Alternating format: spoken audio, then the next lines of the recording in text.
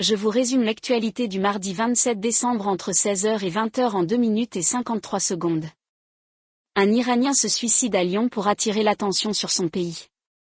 La victime, âgée de 38 ans, s'est volontairement noyée dans le Rhône pour dénoncer la situation dramatique que vit son pays ces dernières semaines. Oise, déjà mis en examen pour atteinte sexuelle, le prof de lycée visé par une enquête pour viol. Quand vous regarderez cette vidéo, je serai mort, un Iranien se suicide à Lyon pour dénoncer la répression dans son pays.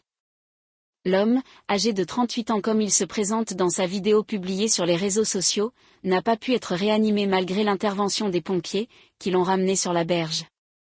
Quatrième Reich, Musk président, guerre en Europe, les prédictions outrancières de Dmitri Medvedev pour 2023. L'ex-président russe et actuel président du parti présidentiel Russie Unie a publié ses 10 prédictions pour l'année à venir sur son compte Twitter.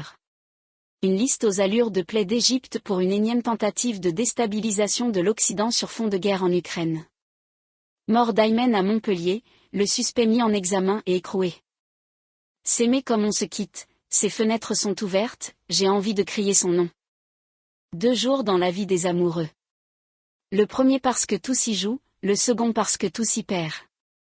Cette semaine, Basile, 42 ans, relate une histoire aussi brève qu'intense. Meurtre de Marie-Thérèse Bonfanti, un cold case résolu après 36 ans d'attente. Dordogne, le mari de la sexagénaire découverte morte le matin de Noël incarcéré. Seine-Saint-Denis, il vole un bus, et l'encastre dans un tunnel 10 minutes plus tard. La Russie interdit la vente de son pétrole au pays plafonnant son prix, Kiev dénonce 4500 cyberattaques russes en 2022. L'essentiel du conflit en Ukraine ce 27 décembre. Le point sur l'actualité de la guerre en Ukraine ce mardi. Prix plafond, la Russie va interdire la vente de son pétrole à certains pays.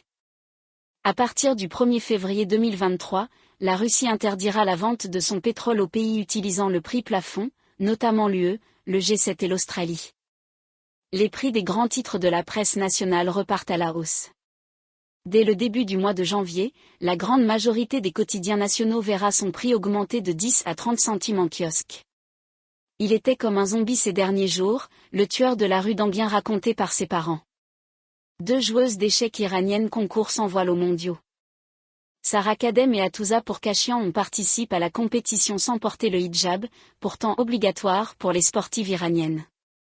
Le « blizzard du siècle » fait près de 50 morts aux États-Unis, le chauffard de Montpellier mis en examen, la Russie réplique face au plafonnement du prix de son pétrole.